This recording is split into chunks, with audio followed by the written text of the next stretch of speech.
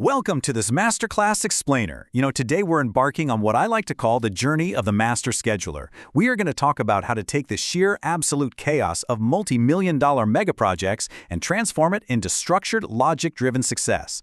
Whether you're an engineering grad, an MEP professional, or a site engineer trying to make that leap into a planning role, this session, which aligns directly with official course code 26MESPSP1, is going to be your complete professional training. We're breaking down the exact elite workflows used in global EPC and infrastructure projects so you can ace those PMP certifications and absolutely dominate your next interview. So here is our roadmap for today. We'll kick things off with the foundations of project planning, move into mastering the critical path, tackle cost and resource allocation, explore progress monitoring and optimization, and wrap it all up with professional software and reporting. Let's get right to it. Section 1. Foundations of Project Planning. All right, our very first essential tool is the Work Breakdown Structure, or WBS. According to international standards, the WBS is all about dividing insanely complex projects into manageable deliverables. Think about it, you literally cannot manage a massive EPC pipeline or a huge housing project as just one giant task. It's impossible. You have to hierarchically decompose it into distinct phases, like site preparation, foundation, framing, and MVP rough-ins. This is what creates that foundational roadmap that every single engineering contractor on the site is going to follow. Now, a core tenet of professional project controls, and you really need to drill this into your mind, is the 100% rule. This rule flat out demands that your decomposed work packages capture every single piece of the project scope, with absolutely zero overlap and zero omissions. Basically, if a deliverable isn't explicitly in your WBS, it simply doesn't exist in your project. Adhering to this guarantees that when you finally hand off a package to the civil or mechanical team, they know exactly where their responsibility begins and exactly where it ends. Moving right along to Section 2, Mastering the Critical Path. If you want to master time on a project, you absolutely must master the Critical Path Method, or CPM. The PMBOK guide officially defines this as the longest sequence of tasks that must be completed on time to meet your ultimate project deadline. Listen, the critical path has zero room for error. None. If any single activity on this path slips by just one day, your entire mega project is delayed by a day. It is the absolute heartbeat of your project schedule. Let's say we're looking at some typical tank construction schedule data. To figure out our critical path, we apply forward and backward pass calculations. We calculate the earliest start and finish on our forward pass, and then the latest start and finish on our backward pass.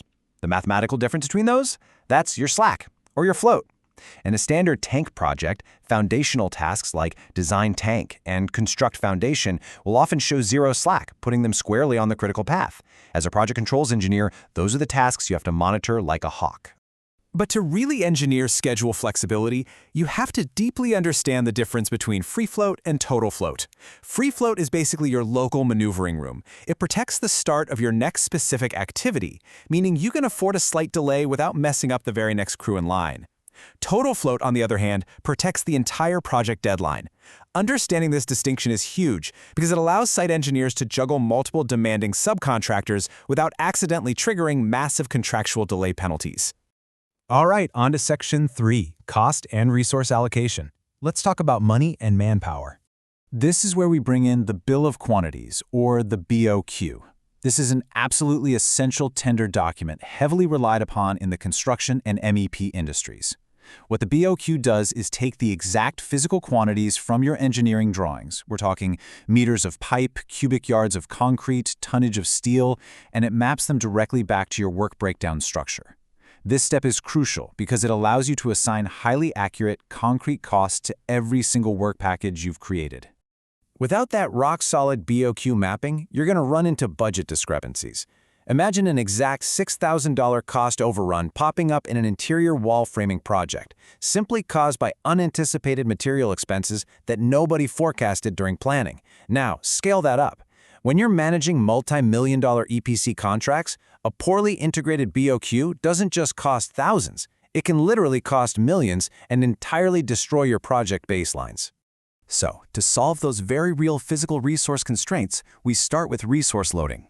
That means assigning the required manpower and heavy machinery to our scheduled tasks. But here is the classic problem. What happens when your schedule says you need 5 excavators on Tuesday, but you physically only have 3? Well, that's where resource leveling comes to the rescue. We take that float we calculated earlier and use it to smooth out the demand, shifting non-critical tasks around to solve bottlenecks and prevent our teams from being completely over-allocated. Let's transition into Section 4, Progress Monitoring and Optimization. When your project inevitably falls a bit behind, you're faced with the high-stakes puzzle of schedule compression. You generally have two primary weapons here. First is fast tracking, which means taking sequential tasks and deciding to run them in parallel. It usually doesn't cost more money, but it dramatically increases your project risk. Your other option is crashing. This essentially means throwing money at the problem, paying for extra shifts or rushing shipping.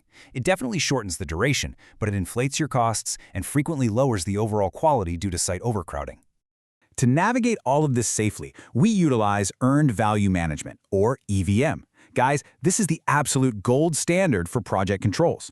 EVM allows you to constantly, mathematically track your Schedule Performance Index, or SPI, and your Cost Performance Index, CPI. If your SPI drops below 1.0, you are officially behind schedule. But the beauty of EVM is that by forecasting completion dates based on your current performance, you can proactively develop extension of time recovery schedules long before the client even realizes there's a risk. Finally, we reach Section 5, Professional Software and Reporting. Okay, we have to talk about Oracle Primavera P6 Enterprise Project Portfolio Management. This is the undisputed industry-standard software for professional planners. It seamlessly brings your critical path schedule, your complex resource leveling algorithms, and your earned value management metrics all together into one incredibly powerful multi-user environment. Seriously, if you want to work on international megaprojects in oil and gas, infrastructure, or EPC, mastering Primavera P6 is pretty much an absolute non-negotiable requirement. So what is the ultimate value of tying your WBS, your BOQ, and your schedule together in an advanced software like Primavera P6 or Power BI? Total, uncompromised visibility. It completely transforms you from a reactive manager into a proactive leader. It gives you the power to catch a minor site inspection overage or a slight dip in crew productivity way before it cascades into a massive project failure. You are essentially predicting the future so you have time to change it. With the workflow of a master scheduler now completely mapped out for you, from basic WBS decomposition all the way to advanced EVM forecasting in Primavera P6, you are now armed with the knowledge of a true professional. So the only question left to ask is this: when the inevitable delays strike your next multi-million-dollar megaproject, will you react with panic, or will you command the schedule? Thank you so much for joining me for this Masterclass Explainer. Keep learning, keep planning, and I'll see you next time.